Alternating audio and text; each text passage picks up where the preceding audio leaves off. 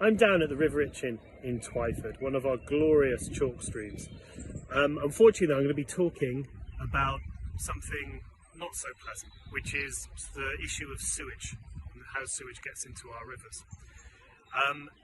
Sewage in our rivers has become a really hot topic again over the past weeks, not least because of the docudrama on Channel 4 called Dirty Business, which I know many of the residents across our community have watched and have had significant concerns about sewage pollution and in our own rivers, including the Itchen, which is flowing behind me. I'm going to visit two locations this week where sewage has been getting into our River Itchen. The first is south of Cllr Common on Stoke Lane, where we'll see the aftermath of a sewage spill directly into Bow Lake Stream, which is a tributary into the Itchen. And then later in the week, we're going to be going upstream to what I would term a sewage discharge, which is basically an overflow of sewage and groundwater from Harestock Wastewater Treatment Plant, which is flowing through an overflow pipe for about 2 kilometres and coming out directly into the river at Winnell Moors Nature Reserve. And we'll have a look at what's going on there. And we're going to be speaking to an expert from our own community to better understand the issue. So I'm just down on the southern border of the Cllr Common and Twyford ward that we cover as Winchester City councillors. I'm down here with fellow Winchester City councillor Cllr Cook, who's in the high-vis jacket there, and also Councillor Louise Parker-Jones, who is a Hampshire County councillor and an Eastleigh Borough councillor for the neighbouring division. We're right on the border here, so that's why we're all working together on this one. And we're basically here because there was a sewage spill reported last Wednesday, March the 5th, so 1 week ago now. A resident reported it. There's basically a rising main pipe coming from a pumping station just a little way down there, and we understand the rising main burst and a reasonable amount of sewage flowed directly down into Bow Lake Stream here, which runs directly into the Itchen. We understand when Southern Water were made aware, they came out and closed off the pipe and started tankering, which they've been doing ever since. This is 1 week later now. We do understand the repairs have been completed. They've been running some tests this morning, and hopefully they will be able to reopen the rising main and cease the need for tankering. But we shall see if that comes to fruition hopefully later today. I know that there's been a bit of a history with this particular site, so I'm just going to pass over to Councillor Parker-Jones now for a little bit more information on. Well, this site has been quite notorious. We had a sewage spill, and that was probably over a year ago now. And then the mechanism within the pump house failed, and Stoke has had tankers working 24 hours a day, and that lasted until last November.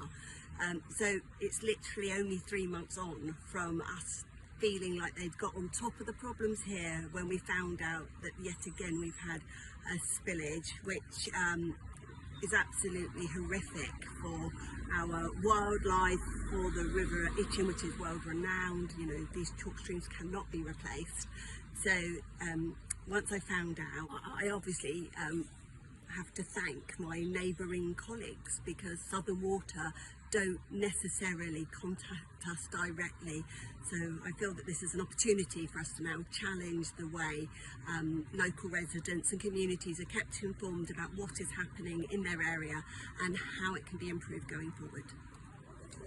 So just to be clear what we're looking at here, the sewage spill which took place last week is directly in front of us here, basically behind the trees where you can see the blue pipe. And we understand a previous spillage had taken place, as you can see sort of the brown mark over there on the other side of the riverbank in the field there. And what I have to add to all of this is I want to say thank you, as we all do here as joint councillors. Thank you to the resident who actually called it in. But I stress this, that Southern Water communications are not the best. Yes, they do a lot of good work, but there are also issues here that need to be addressed ongoing.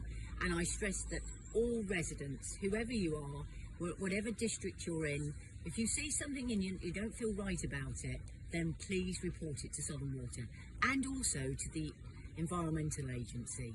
You will be given a code. It's really important to have that code. And please make sure that you report it also to your local councillor. Thank you. So we're now looking at a slightly different type of sewage pollution.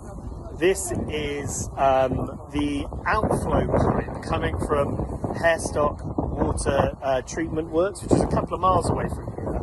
And the pipe comes out down here. You can't quite see it because it's under all the sticks and stuff, but this is where the pipe's coming out.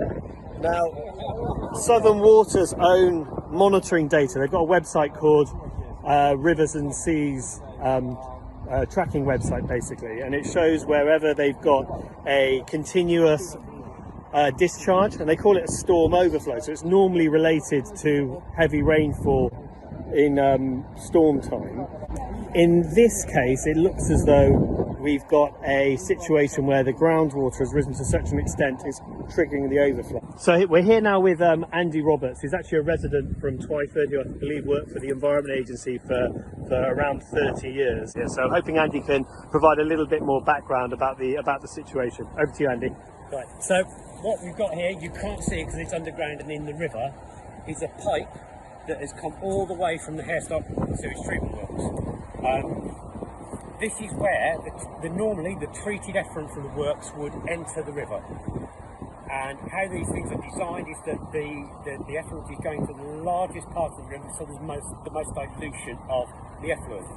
If we take it all the way back to the sewage works, they are currently inundated with groundwater. They are actually surrounding parts of the site of flooding. So that means that there is groundwater getting into the inflows into the works, and it is surcharging their capacity. So what they've had to do is essentially use the CSO, the combined sewage overflow. So this is the combined works that go through the system, and then they're added to the treatment that's going on the works with the volume that comes through there. That's both mixed, and then that discharges through this long pipe. So we've got groundwater infiltration above the works and in the works. That pipe then comes over land, underground, across the valley.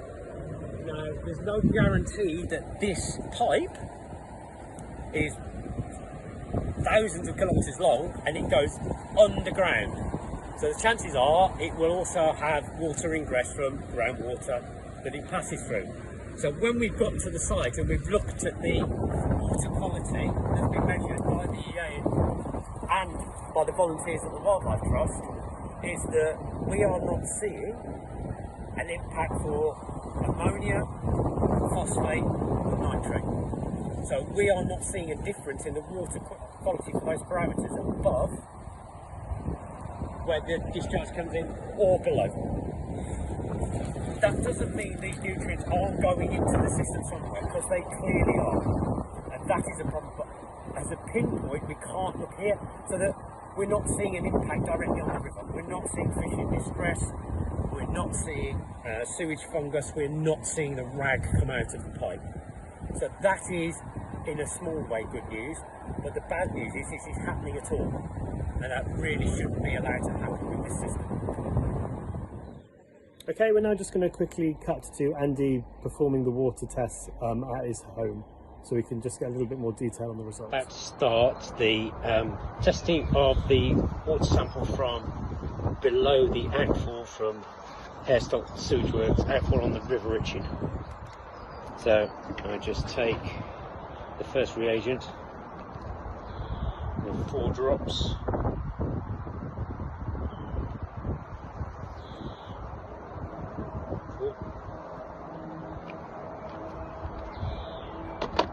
And we have to mix that around, make sure it's really well mixed up.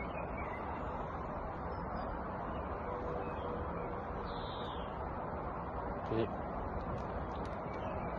Now I need to put the second reagent in. Another 4 drops.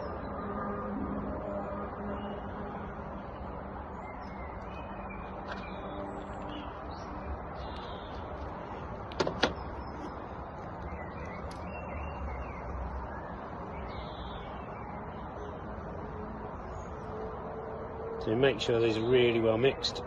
Make sure there's no bubbles or fingerprints on the bottle. Place it into the meter.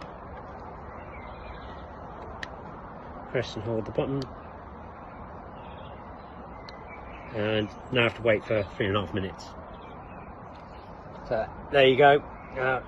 Just made a cup of tea whilst waiting for the 3.5 minutes for the manometer to basically take some reading on the reagents and sees how much ammonia is in the sample. These checkers will go up to 10 milligrams per litre or 10 parts per million, and down to the resolution's about 0.05 milligrams. So there we go, just about to start flashing at me and tell me what the reading is. And there we go. As far as that's concerned, there's no measurable ammonia in that sample from the River Itchen. That actually concurs with the Environment Agency's readings we took earlier as well. So it's really good to know that these instruments give me at least an indication, it gives me some degree of certainty that this is what is actually in the river. The phosphate reading was 0.13 parts per million, and when I tested upstream and downstream, they were at 0.02 milligrams a litre difference. So again, there's no measurable impact on ammonia, phosphate or even nitrate, which I do with the dipstick. So I thought I'd come back down to the Itchen in Twyford just to make some brief concluding remarks after the two visits this week.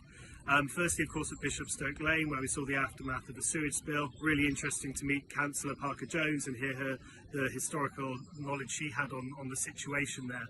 We will continue as councillors to hold Southern Water to account, and obviously we're also followed up with the Environment Agency to see what penalties, if any, they will be putting on Southern Water for what's happened there. We're also hopefully going to get something in the Hampshire Chronicle in the coming weeks on that.